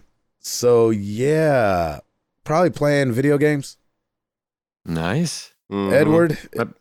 I eat at a restaurant and don't worry about the time. It's so nice to eat at an airport restaurant and not worry if you're going to get out of there in time. That's right. Yeah, good point. Chris? I've not had a super long layover ever either. I have gone to the airport and a flight was delayed, so that's kind of similar. Yeah, you still had to wait. Yeah, I had the same thing as Gabe. I would either play a video game or I would be watching a movie or something on the iPad, something like that. Yep. Yeah. Tim? Yep, right there with you on the phone, or definitely getting something to eat and just relaxing. There you go. I like it. Good. Sorry about the layover. Yeah, right. That stinks. Mozambique 829. Who's ready for fall? Hashtag pumpkin spice. Hashtag basic white girl. Oh my God. What? Lord have mercy. My wife does like a gingerbread latte. I don't know about anything about pumpkin spice. Ginger. Chris chiming in. Ginger. Yes, I'm ready for fall, man. It was like 100 degrees here today. It was so hot today. It was so gross, what was man. that about? I don't know. It's September. Like late August and September are always like super hot. It's just super hot. Yeah, Super. It's like it's so hot right now. Yep. Yeah. Yeah. Ridiculously hot. I've never had any of those different flavored Starbucks pumpkin drinks. spice is good. Is it? It's all right. I mean, I don't think I've had a pumpkin spice drink, but I've had pumpkin. I like all like pumpkin bread and the other pumpkin Yeah, things. man. Yes. So, Yes. pumpkin pie, pumpkin bread, pumpkin. Yeah, good stuff. Fluxel, is there a game series that you wish you would get back to its roots? For example, I used to love playing the early SSX games. Oh yeah. With the clearly defined courses and what I would call a more arcade style play, where the new ones are all open world with no real defined course. I would love for SSX to get back to the older style of courses. Ooh. Oh, that's a good question. question. A game series you wish would get back to its roots. I've got one. Yep. Go. Tony Hawk. Ooh. I used to love the Tony Hawk games, and one of the things I loved about the Tony Hawk games so much is that it would introduce you to a bunch of cool music that you had never heard before. And so I feel like you would just learn those songs because you would play them over and over. And I don't know when the last Tony Hawk game came out, but there needs to be a new one that comes out. Chris? I mean, for the most part, I'm pretty good with games just moving forward. I don't I have nostalgia for old games and things that they did or didn't do for the first time and yada, yada, but I'm fine with things moving forward. I don't have any issue with that typically. There you go. Edward? Not that I minded the last couple of iterations. I enjoyed them a lot, but I wouldn't mind if Assassin's Creed went back to being about assassins. Ha! Why? It's in the title, you silly man. I know. That's right. Silly boy. Yeah, I was going to actually say that too, Ed, but I do kind of like the progression. I always revert back to Brotherhood. That's what really started it all for me. And then it was like Brotherhood, and then Black Flag was just... I thought you guys loved this last one. I did. Oh, I did. But I remember saying that if I wouldn't have known, I wouldn't have thought it was an Assassin's Creed game. I remember you saying that. So I want to make sure that I'm clarifying what you're saying. You're saying that you want the story to be very about the Assassins, not necessarily the gameplay to be like Brotherhood or, Assassin's Creed 2 or any of that kind of stuff. Yeah, like I miss being like in the organization. Like the last couple have just been about, hey, here's a person who kills a bunch of people. Yeah. Right. Who's had like some sort of past and wants revenge and that kind of stuff. Right. Yeah. You can say that you missed Abstergo or whatever the freak it was called, the little tanning bed that you lay on. Abstergo. Abstergo. Tanning bed. The tanning bed. I honestly thought that's what it was the first couple times. Like, why are they putting me in a tanning bed? You know why, Chris? You know why? You can flip now. I can't even look at a tanning bed. Yeah, no, I'm kind of with you, Ed. I feel like, with Brotherhood, you could recruit more people, and Black Flag, you'd get your armada, well, not your armada, but your pirates, and like there was a lot to that, and it was definitely more passive. Like once you recruited, you can build them up, and there's none of that in these newer games. It's mostly just story, big open world, which I still love. Yeah. But every once in a while, I'd love to have something like that where I could, recruit somebody and then he goes and does a mission for me and I get loot from that. And, I like that. That's a good call. It's really, it's kind of they've put themselves in such a difficult spot with this series. It's like, because they convoluted the story so much and so many people have complained about, like, I don't care about the real world stuff. I just want to be in the past, whatever that is. And I agree with that sentiment. It's like, it almost feels like they could just use a complete reboot of the series. Yeah. Or maybe they just make two different versions of it, and maybe they continue to make games like what was Assassin's Creed Odyssey, where it's just an old time, you just make a story. Because Odyssey, if you try to remove the assassin-y parts of it, the story was fine. I mean, I got along with it just fine, and just make history kill game with a unique story, and that's fine. History and come over here and actually make like the story about the assassins and the Templars and like really explore that and what that really means. But take out all the like, we got to go back in the past and steal your memories from your DNA or whatever. And that's what I didn't like about the earlier Assassin's Creeds. I just wanted to get in there. Like with Brotherhood, it was Italy. You're Ezio and you're running around and you're actually like I felt like there was more stealth, and it's like Templars versus assassins, and there was a clear line there, and I think going back to that would be a little reboot. I think might be a nice breath of fresh air, but I feel like they're just always what can be bigger, more open world. Like that's been the past couple Assassin's Creeds have been that iteration, which I love, but at the same time it's like, we can still tone it down a little bit, have a little bit more story, have a little bit. I mean, there's still story, but have a little bit more of that, and still be amazing, right? Kind of interaction. But so it was good. There you have it. All right, Beefmaster. If you could change one detail about your body or facial hair, what would it be? Body or facial hair? That's very different. Either one.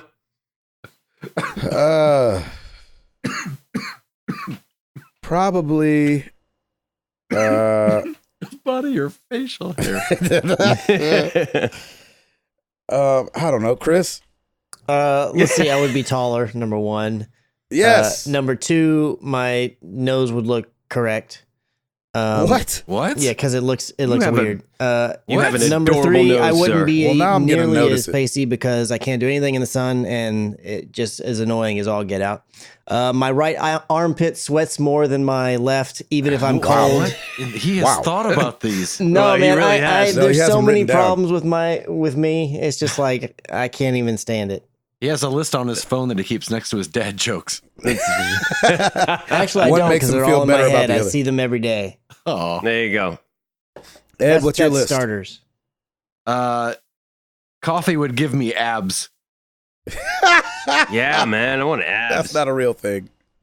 Well, if I had It one could thing be. that I could change, that'd be That's it. funny. Yeah, I guess I would. I've got to go with the taller thing with Chris. Nice. Yeah, Yeah. I'd probably have hair. Yeah. Yeah, probably. Oh man, I don't think so. You miss it? No, man, I love Not you the that way I you are, miss it. brother. I just miss having the option. Yeah. Okay, yeah, I hear you. You know what I'm saying? I'd rather be gray than bald. Yeah. I wish I knew what you would do with your hair if you had it, because I doubt you'd still have the dreads that I knew you from. See, that's the problem. Is like I wouldn't know what to do with it. I'd probably end up shaving it off anyway. Was your growing up? Was your hair real thick, or was it? It's a little bit more. It's a little loose. Like my brother's hair is way more nappy than mine, even though he looks more Chinese than me. His hair, the way it grew way more kinky than mine did. Mine grew like If you were to see like old school LeBron, old school Kobe Bryant, like how it would like just kind of grow out and but it wasn't like an afro. Yeah. Mm-hmm. Nice. Tim? Yeah, I would. As far as I'm feel like I'm starting to get that little Friar Tuck look in the back of the old noggin. Mm-hmm. If that's the case, I might cue ball it, but I don't know. We'll see. But wait, hey, can't y'all get some cream for that or something? What? I mean, you could, but Lauren and Piper call it my little baldy spot in the back. So I'd love to have some hair there, but I'm cool. They with named it. It's it. all good. It's the baldy spot. Oh my gosh, that doesn't make it any better. That's for sure. Yeah, no, I mean, you're like it's an insecurity. Yeah, that's right. That's right. But you can't get some. You can't get some.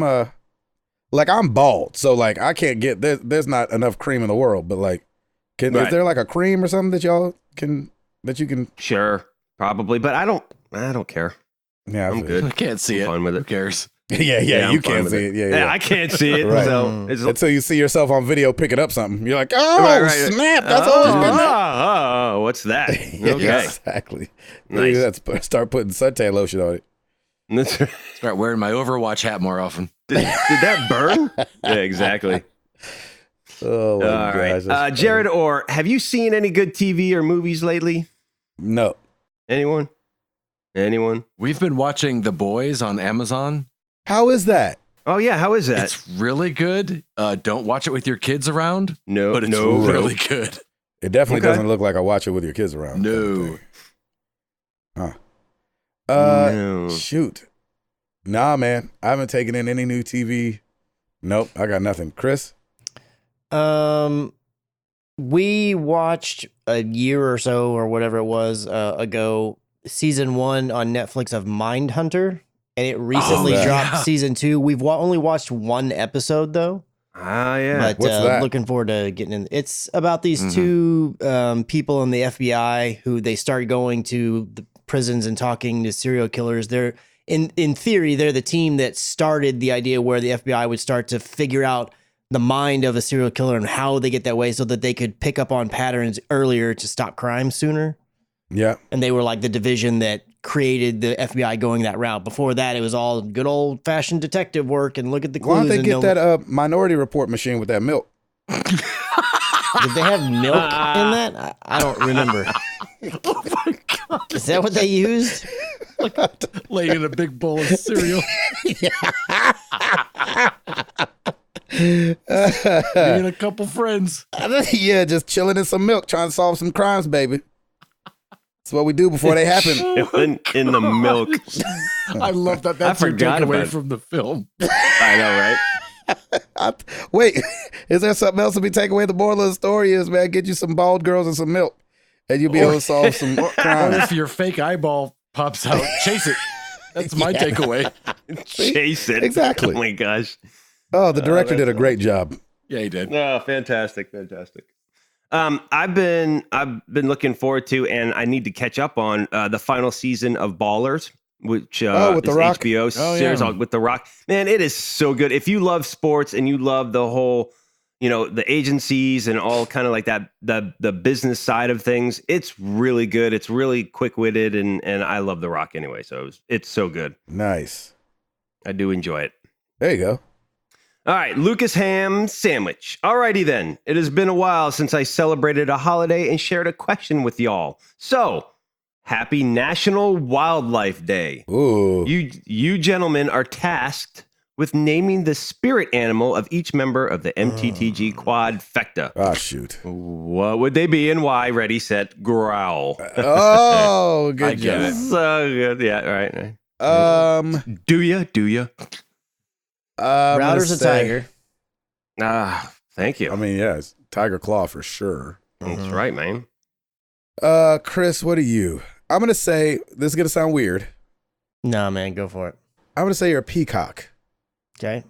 Because I think that when you see you regularly, you're, nice guy, good conversation. But when you see you lip sync, them feathers come out. I like that. So I'm going peacock for Chris McCracken. Eduardo, What are you? What's your spirit animal? I know Eduardo. Let's hear it, Chris. A laughing hyena. Nice. Nice. I like that. Humor and everything, and his laugh is just great. See, there you go. I love it. I love that. I like it. That's good. See, That's good. You know what's funny? I'm totally jaded by the Lion King, so I think that hyenas are bad things. Right. But I see what you're saying. It can be a good thing if it's Eduardo. I mean, one of them was named Ed. Oh, that's right. Were they in that? Yeah. I totally the dumb one, right? Was named Ed. He was the special one. With his tongue the one out? that didn't talk. Yeah. Oh, well, you're not that one. The one that just nodded. Yeah. Just laughed. Oh man, that's a good one, Dude, Chris, that's good for Ed. I like that. Yeah. Any changes? I have Gabe as an otter. Ooh. Just because he's very friendly and playful. Yeah.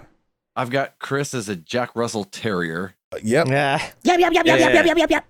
Love that. Just because, I mean, I don't know what kind of dog Ellie is, but that would be Chris.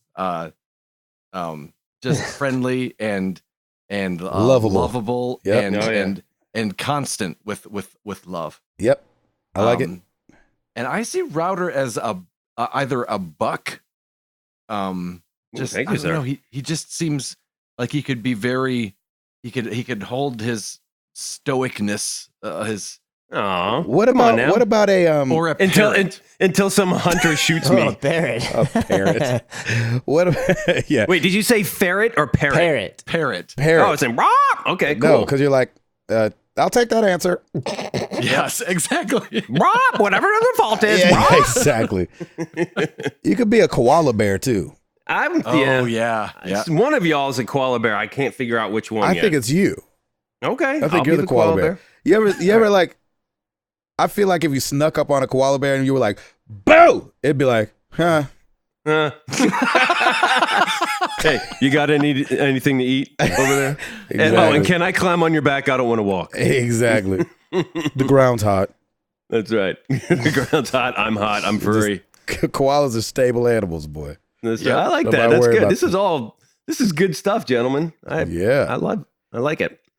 And Lucas, Ham, it's back. It's nice to have you back. And with your, do we know if it's an actual day or not? But it doesn't matter. It's fun. That's right. That's for the fun of it. MLX, what announced title on Disney Plus are you least excited for? Probably the one I probably won't watch ever is probably The World According to Jeff Goldblum. Yeah, yeah. I'm with you on that. I'm like, he got a show? Yeah, I got to try it just because I'm intrigued, but kind of like Roadkill. I need to try it. Like, yeah, sure. Like, I don't want to look at it, but I'm gonna.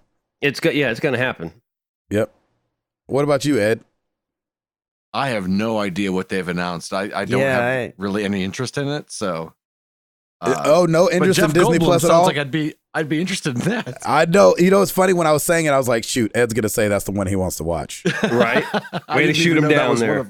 Yeah, exactly. Now, if it was like The Secret Life of Gary Busey, I'd definitely be watching that crap.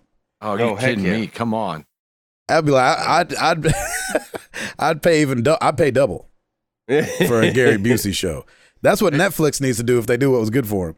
Yep. Right? It's like, you guys got Life According to Jeff Goldblum. We have The Secret Life of Gary Busey. Yep. Beat that. Yeah, you're welcome. And it's weekly. It's not binge worthy. Right. That's funny. Chris? I'm a little bit like Ed in that I don't really know a lot of what they've announced. I've not looked into a ton of it outside of when they first started doing it. So I know the Star Wars stuff and I know the Marvel stuff. That's of the Marvel stuff. Like I'm not one of these people that got super gaga over the character of Loki. Like I'll watch this show, but I'm not going in. Of course, all I've seen is the logo. I don't know anything else about it, but you're not gaga for Loki? No, I never got super into Loki. I don't understand why everybody really liked him so much. I'm with you on that one. I like the actor that plays him, but his character in the series, I was like, he got better when it was like Thor Ragnarok. I liked him much better in that. Oh, he was great in that, yeah. But I was never super But that was fan when all of them got better. Yeah. Right. Yeah. Ragnarok was like such a shift in the Thor movies. It was great. Everybody. And right off the bat, too, like the first scene, you're like, oh my gosh, this is hilarious. Is that when he's spinning around in hell or whatever? Oh my gosh. I'm like, way to set the tone, man. That was perfect. Well, I just felt like finally they did it. They're like, okay. It's a Marvel movie now. Yeah, exactly.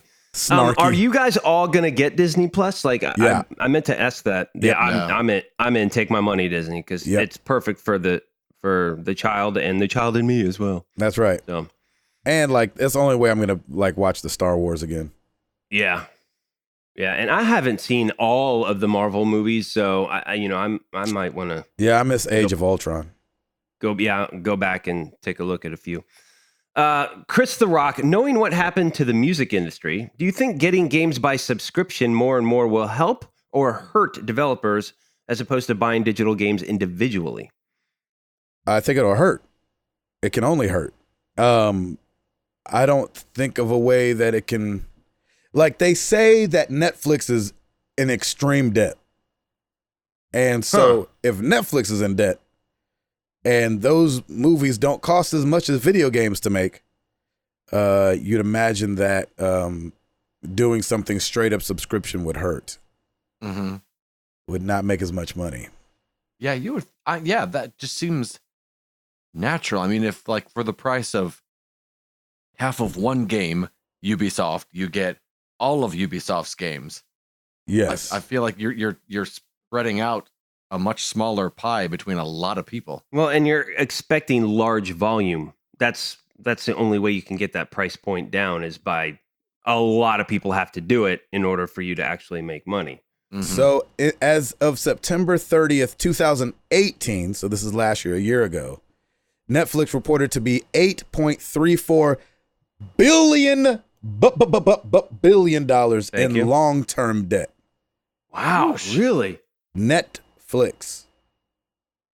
Wow. Netflix. What would happen if Netflix just goes poof? And then it says Netflix offers $2 billion more in debt to fund its content spending. That is April this year. So I'd heard those rumors that they were like crazy in debt. And, from all accounts outside looking in, it looks like they're killing it.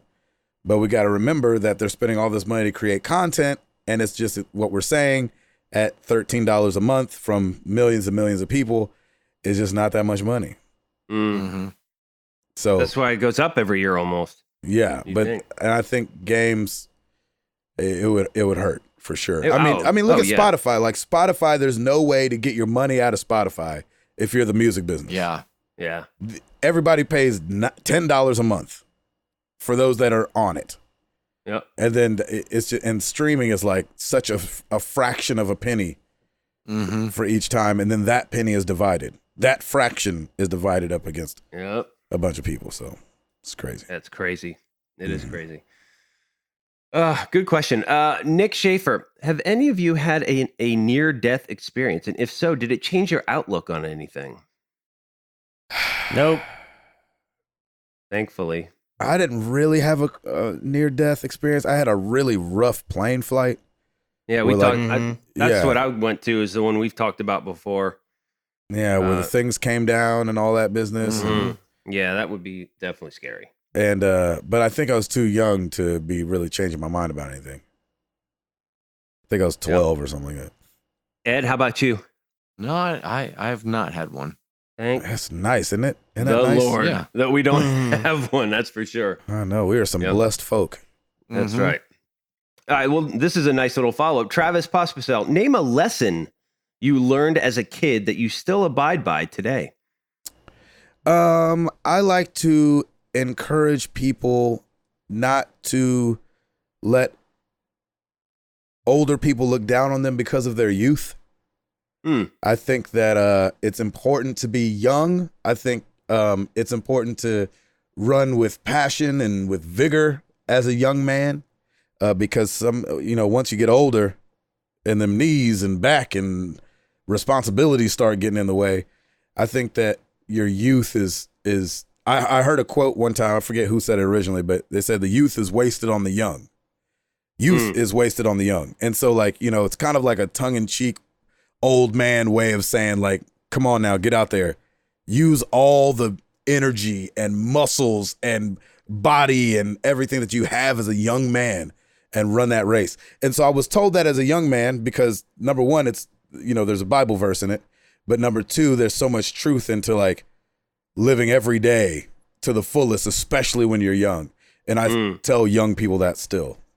I like that. Chris? Oh, man. What do you got, Chris?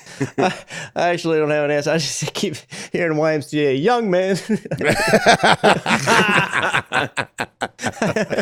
Yeah, it's different.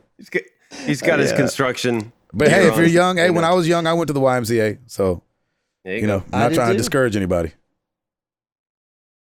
Ed, you got something? Or Chris, you got something? Sorry. No, if Ed's got something, I'm drawing a blank here. Something you learned when you were young that you carried on till now. Yeah, when you're young, people who are just a couple of years older than you can seem so much older than you. Yeah. And there were quite a few people who were just maybe 3 or 4 years older than me, but reached out and lent a hand at certain points in my life. All right now. And I just learned that younger people are watching. Ooh. And it makes a difference when you take the time to say hi. Interesting. Nice, Ed. I like that. That's a good one. Chris?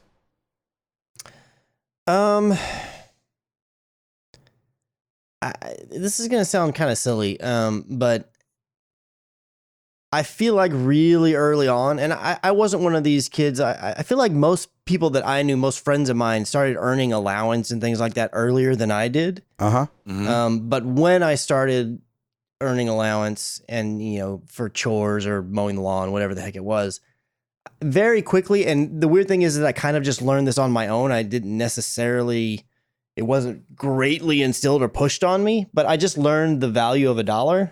Yeah. And how hard they are to come by. And so I've never been a frivolous spender. I mean, I allow myself times when it's like, okay, I'm going to go big on, this at this time because XYZ came maybe about in times of feast. Yeah. Yeah. But I just kind of learned that, you really need, I've always been really good at keeping, this is kind of an antiquated way of doing things, but like keeping a checkbook balanced and and knowing where my money's going and never being like, oh, do I have enough? And just checking the account. Like I know where my money is. Yep. I'm always like 12 steps ahead of it. And I think I learned that early on, partially from, watching, like my mom and how she would handle things, but then also part of it watching my dad and how not to handle things. So, really? Is that how that went? Learning how from both ends of the spectrum, so to speak, and kind of finding my own pathway. Yep. Nice. That's good. In seventh grade, I started wrestling, and it was the first time I've ever done a sport like that. And I just remember it in that sport, it's you and somebody else, and you're either trying to outwit them or, there's always strategy that's involved in what you're trying to do. But even before that, just the practices, when I first started, like I was on the brink so many times of puking, but like everybody was always just encouraging, just keep going and just work hard. And so I've always loved that. And I that's what I love about sports too. I think it teaches kids early that yes, you're there in some sports that are more individualized, you are still a team, and you and the more that you practice, the more that you work hard, the better you get. And it's just there's so many lessons to be learned in sports, and wrestling for me was definitely really one for me, and I really enjoyed it. So there you go. Good question. All right, we got two more. Nick Huntress, what hobby, activity, or food were you surprised to learn you loved, but your spouse did not? I love trying new coffee and beer, and my wife does not care for either. Also, gaming does not count as an answer. Ooh. Something she didn't like. Something you were surprised to learn you loved, but your spouse did not like. That's interesting. I'm kind of the exact same boat. Stacy doesn't drink beer at all or coffee. And I like both. I like going to coffee shops. I like going to breweries and all that stuff, and she's not into either. Man, that's a tough one. Because me and my wife are so different. Most of our activities that are going to be extracurricular are very opposite. Shoot. Ed, you got one? No, and I can't think of anything, especially that I was surprised that I liked. Well, yeah, that's the hard part, right? Yeah. And for the most part, for most of the stuff that I'm into, Sarah's fine doing as well. Yeah, I'm kind of the same way. You know, I was surprised. Okay, so last year there was a time where somebody came to us and they said, hey, next year around this time, why don't you guys come skydive with the Army? And I was surprised that I was like, heck yeah, I would do that. And my wife was like, you not doing that. And I was like, all right. Yeah. So I was surprised that I was so willing to jump out of a plane, because I did hear, if you're ever going to jump out the plane with the Army. And so, but it fell through, and so I didn't end up getting to go. And Jenny was very, very against it. There we go. Yeah, I can't think of anything. It's tough, right? It's tough when you take gaming out of it. Yeah, I know, right? I was going to say video games, but no, whatever. All right, final question. Carlos Emmanuel Navarro. My wife and I have been married for 8 truly amazing years, and now God has finally blessed my wife with being pregnant. Hey, congratulations. Congratulations. So excited to have a child in our life. So my question to you, for you kids, wives, and 9-to-5s, is what should I expect? What should I expect have a baby will affect my relationship with my wife and, of course, my gaming? Well, yeah, it's definitely going to affect both. It's going to, yeah. I would tell you this. Go ahead and put on your patience hat with everybody. Because you got to imagine, it's called the miracle of childbirth for a reason. Your wife is about to go through a major transformation inside her body. Like, all the hormones going to be all over the place, especially after the baby's out. You'll automatically kill anything for that baby. So that's, probably different than anything else in your life. Nobody, and I mean nobody, is going to sleep at first. And so I feel like you, as the man who cannot feed the child with your body, has to take the brunt a little bit more of, like, you got to catch things more. Because as fathers and as husbands of women that are pregnant, you're always like, ooh, let me get that. Let me get that. Ooh, let me get that. Let me get that. And you got to just keep that up. And when she like snaps on you, you just got to take it. Mm-hmm. Just take it. She going through a lot, homie. You might not have got sleep, but she don't get sleep. And her body looks extremely different in the mirror. And she's burning 500 calories per serving of this baby. And so you just got to you got to put that thing on, man. Take them beatings. Take them beatings. I do like that. Yeah, that's good. I would definitely say in the first couple months, the baby's going to be sleeping, so you can definitely get some game time in. Yep. But check with the wife first and just see what she's doing. Make sure she's taken care of. Making sure everything's good there. And then if you have a little time for you, which you still need, you need a little bit of time for you. Not a lot, but you do need still some time. Less than now, though. Yeah, that's when you can take that time and game. But it's going to be great. And I always encourage people, and hopefully this is not gross to anybody, but women can pump milk so that the man can help feed the baby. Yes. And I got some great gaming time in while I was holding that bottle and feeding that baby, and then that baby falls asleep on your chest. Number one, that's an amazing feeling. And number two, you get to keep gaming. So it's a nice cradle for your controller arms, isn't it? Yeah, the arm going across the stomach and the arms going across. It's a great cradle, and boop, controller right on top, and you're ready to go. Yep. It's a good thing. I like Congratulations, man. That's awesome. Yeah, that is great news. Yep. Good job. That's it for all the questions. Nice. Thank you. Well, the question for you guys, we came up with it during the show. How many games does a series get to be bad before you just got to call it? we're mentioning like, oh, Halo's got to get this one right. Well, why has it got to get this one right? Well, because 5 was bad. Okay, well, this would only be the second one that's maybe lackluster.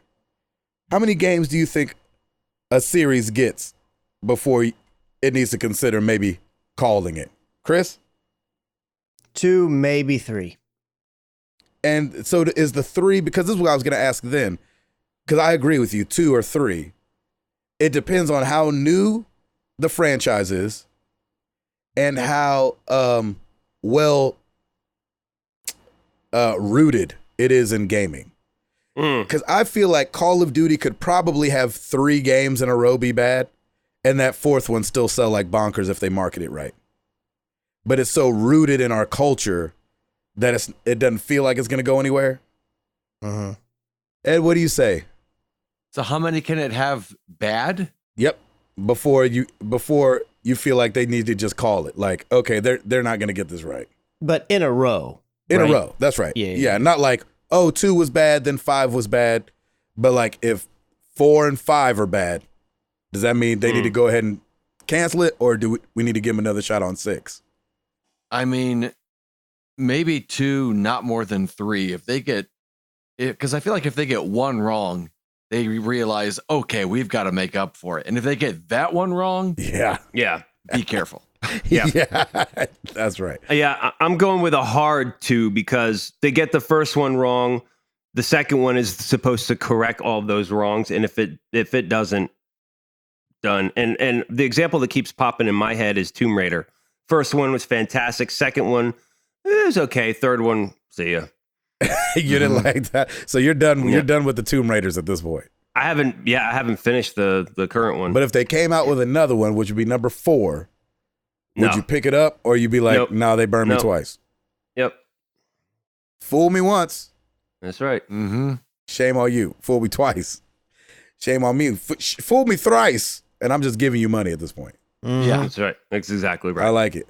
You guys let us know, how many games does a series get to be bad in a row before they need to just call it? And we will talk about it next week. 3, 60, 4.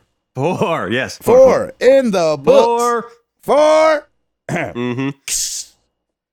I'm Gabe Patillo. That's Tim Router. That's Ed Placencia. That's Chris McCracken. And we are exhausted, to be completely honest. But besides that, we're married to the games and we are up out this thing.